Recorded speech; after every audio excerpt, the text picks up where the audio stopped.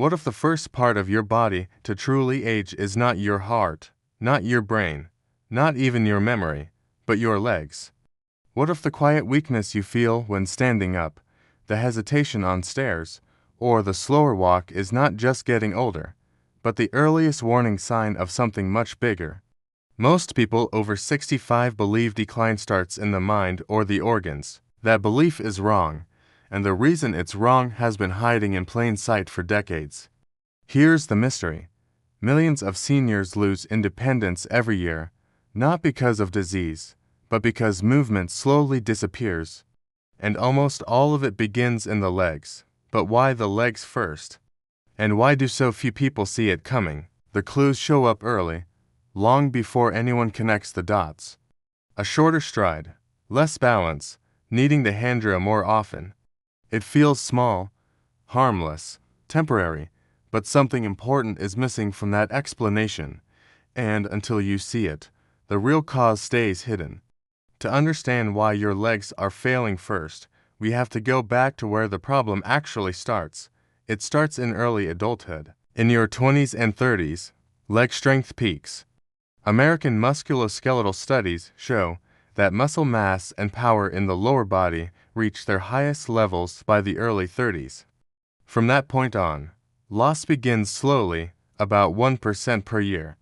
Too small to notice, easy to ignore, the cause seems harmless.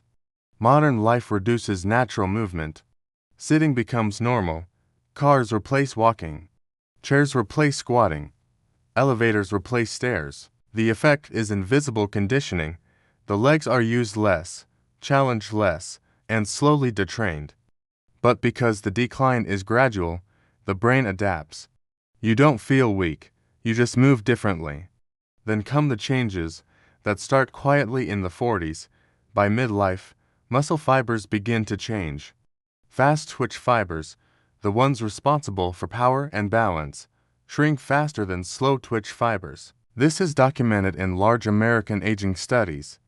The legs, which rely heavily on fast twitch fibers for stability, start losing their edge. At the same time, nerve signaling slows, blood flow efficiency drops.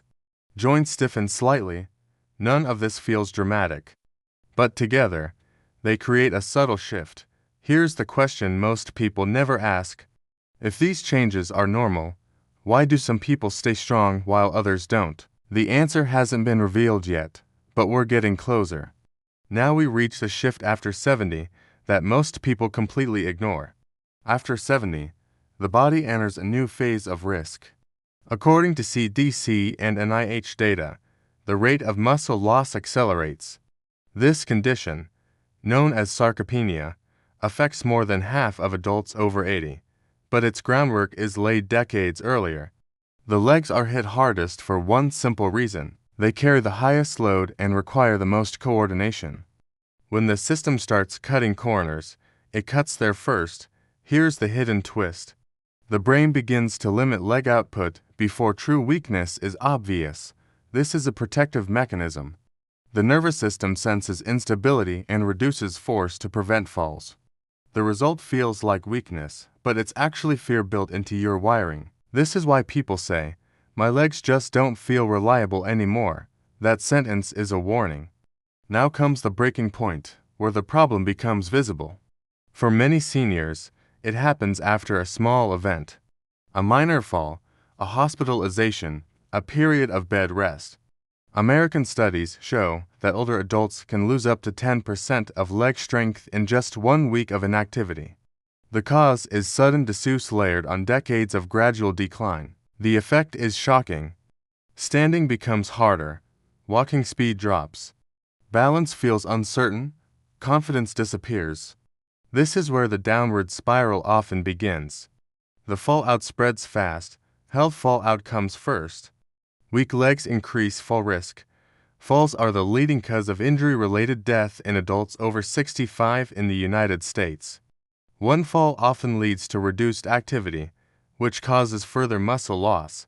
Money fallout follows. Medical bills, physical therapy, assisted devices, home modifications. Loss of independence is expensive. Lifestyle fallout is the most painful. Seniors stop going out. They avoid social events. They limit travel. Not because they don't want to live, but because their legs no longer feel trustworthy. This pattern repeats across millions of Americans. So what do people try to fix it? They turn to failed fixes. One failed fix is walking alone. Walking is good, but it's not enough. Studies show that walking does not adequately preserve leg power or balance after a certain age. Another failed fix is passive treatments, massages, braces, pain pills. These treat symptoms, not cause. A third failed fix is accepting weakness as inevitable. This belief is the most damaging of all. Here's the part most seniors never hear. Leg decline is not just about muscles, it's about signals.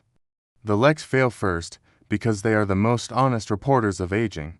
They reveal how well your nervous system, circulation, balance, and strength are working together. When they weaken, it's not random. It's information. Now let's link this to today.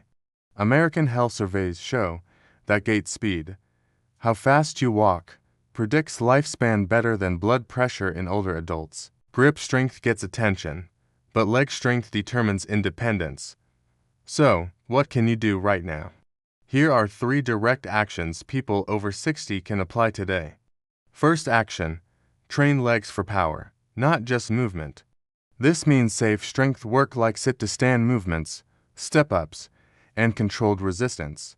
Research shows that even adults in their 80s can rebuild leg strength. Second action: challenge balance daily. Simple balance exercises retrain the nervous system and restore confidence. Balance training reduces fall risk more than flexibility alone. Third action: reduce sitting time aggressively. Break long sitting periods every 30 minutes. The legs need frequent signals to stay alive and responsive. Now here is the clear warning. Evidence shows that once leg weakness leads to repeated falls or fear of movement, recovery becomes dramatically harder. Delay is the real danger, and here is the open thought to leave you with. If your legs are the first system to warn you about aging, what other signals might your body be sending that you haven't learned to listen to yet? If this made you stop and think, do like, leave a comment, and share this with someone who believes weakness is inevitable. And for the next chapter, where we reveal why balance loss accelerates after 70 and how to reverse it safely. Subscribe now so you don't miss what comes next.